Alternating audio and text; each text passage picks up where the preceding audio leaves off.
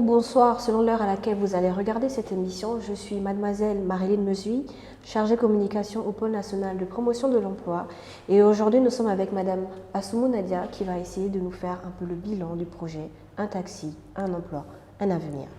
Bonjour madame Assoumou. Bonjour mademoiselle Mesui. Pouvez-vous vous présenter et présenter succinctement le projet?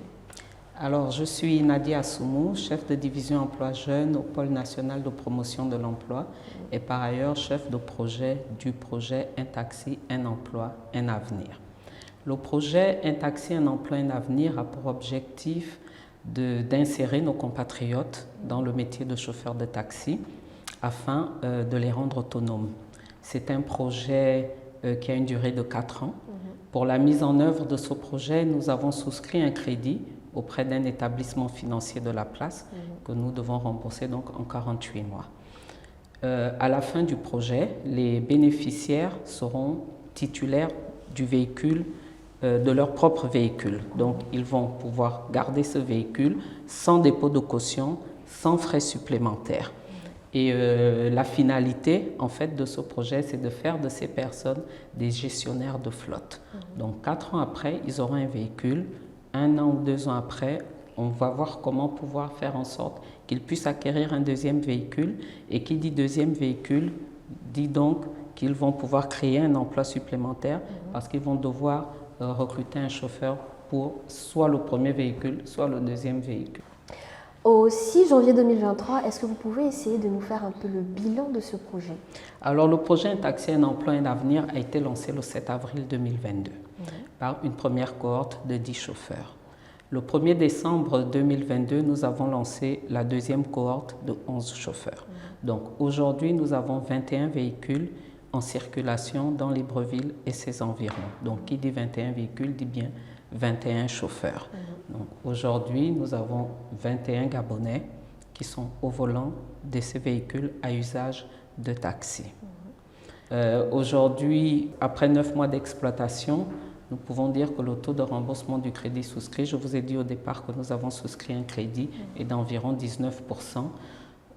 Tout se passe bien, l'exploitation se passe bien. Nous avons quelques désistements, mais nous n'avons pas connu de difficultés majeures dans ce projet.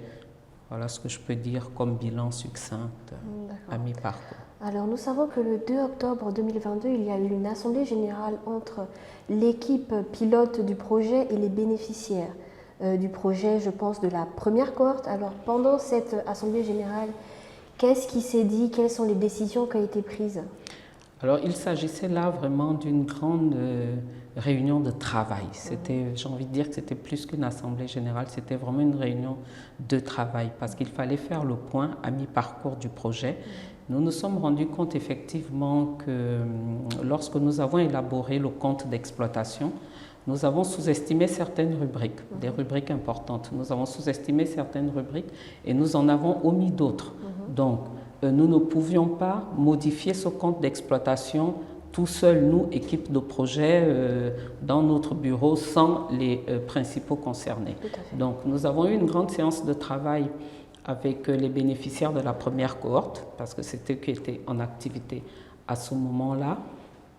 Et au cours de cette séance de travail, nous avons mis sur la table, vraiment de manière transparente, les difficultés que le projet rencontrait dans l'exploitation de l'activité et qu'il fallait revoir certaines rubriques à la hausse et intégrer les rubriques importantes que nous avons omises. Et donc, qu'est-ce qui est sorti de cette grande réunion de travail? La recette journalière a été majorée, elle est passée de 22 000 à 23 000. C'était vraiment une concertation, donc elle est passée de 22 000 à 23 000. Nous avons revalorisé la rubrique provision pour panne. Nous avons également revalorisé la rubrique provision pour perte de recettes, parce que lorsqu'un véhicule est immobilisé, c'est cette rubrique que l'on active. Nous avons intégré la rubrique visite médicale. L'activité nécessite que les chauffeurs, autant pour moi, passent une visite médicale. La visite médicale, en fait, le certificat médical fait partie du dossier du véhicule. Nous avons également intégré le salaire du superviseur. Nous avons 2 superviseurs à l'heure actuelle pour suivre, qui font le suivi de l'activité, qui suivent donc au quotidien les chauffeurs de taxi. Donc il fallait bien que le salaire de ces 2 personnes soit pris en charge par le projet. Donc voilà les grandes décisions qui ont été prises. Une décision importante également qui est venue des bénéficiaires, et ça vraiment il faut le dire, il faut le préciser, ils ont décidé de laisser tomber la partie salaire parce qu'ils recevaient un salaire, une rémunération mensuelle, et donc pour pouvoir équilibrer, ils ont donc accepté d'oublier ce salaire-là, de laisser tomber, ça c'est venu d'eux, de laisser tomber ce salaire-là.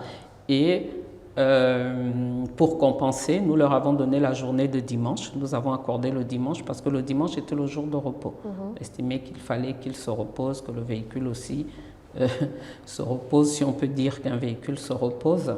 Mais nous avons décidé donc de leur donner cette journée où la recette qu'ils font le dimanche leur revient entièrement. Nous avons également rallongé le temps de travail parce que au début, ils terminaient à 21h et là, ils vont jusqu'à 22h30. Voilà donc les grandes décisions qui sont sorties de cette grande séance de travail du 2 octobre 2022. D'accord. Alors, Madame Assoulou, vous nous avez parlé de provision pour perte de recettes, provision pour panne. Alors, par curiosité, est-ce que vous avez déjà fait face, le projet a fait face à des accidents? Et dans ce cas, si c'est le cas, qui prend en charge les réparations? Alors, en 9 mois d'exploitation, nous avons connu 3 accidents majeurs, donc qui ont immobilisé les véhicules, parce que les véhicules ont donc eu des chocs. Lorsqu'un accident survient, le superviseur est tout de suite informé. Donc, il dit superviseur dit PNPE. Le PNPE est tout de suite informé. Nous faisons donc un constat d'accident avec les forces de police. En cas de dommages corporels, nous faisons intervenir le SAMU pour la prise en charge des personnes blessées. Ensuite, nous introduisons le dossier aux assurances. Le véhicule est mis en réparation. Et une fois que le véhicule est réparé, le chauffeur reprend l'exploitation de son activité. Lorsque la responsabilité du chauffeur est engagée dans l'accident, les réparations lui incombent. Sinon, c'est le projet qui prend en charge les réparations. Mais si le constat de police définit que la faute incombe au chauffeur, alors c'est le chauffeur qui financièrement procède aux réparations du véhicule. D'accord. Selon, après un calendrier des modalités, c'est-à-dire que le PNPE va préfinancer et le chauffeur va rembourser le PNPE selon des modalités bien définies avec l'équipe projet. Il faut donc être bien concentré dans sa conduite. Tout à Alors, fait. est-ce qu'à ce jour, nous avons des personnes qui sont sorties du projet? Et si oui, quelles peuvent être des raisons de sortie? Alors, à ce jour, nous avons 3 personnes qui sont sorties du projet. La première personne qui est sortie du projet elle a été pour non-respect de l'article 6 du contrat de prestation qui nous lie aux bénéficiaires. Cet article 6 dit clairement qu'au bout de 3 versements partiels, le PNPE se réserve le droit de résilier le contrat. Et c'est ce qui s'est passé avec la première personne.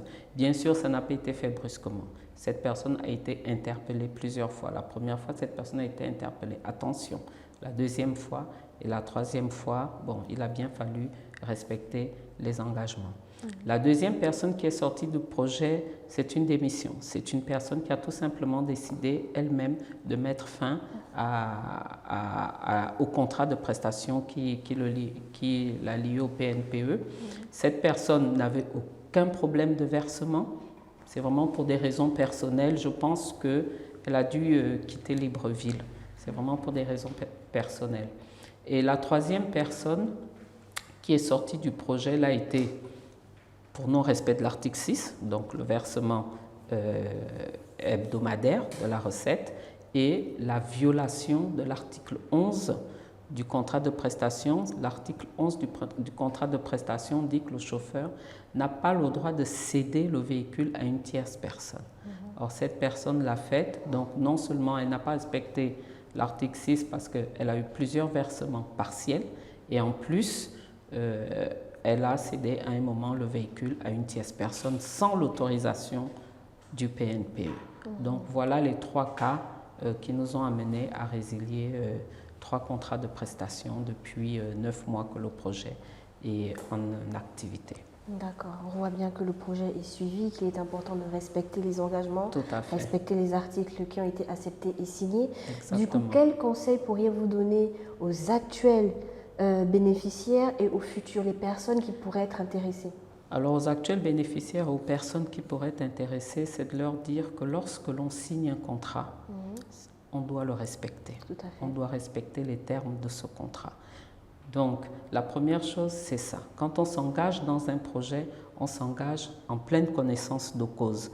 Parce que c'est un projet pour lequel vraiment nous sensibilisons beaucoup les personnes qui veulent entrer dans ce projet dès la présélection.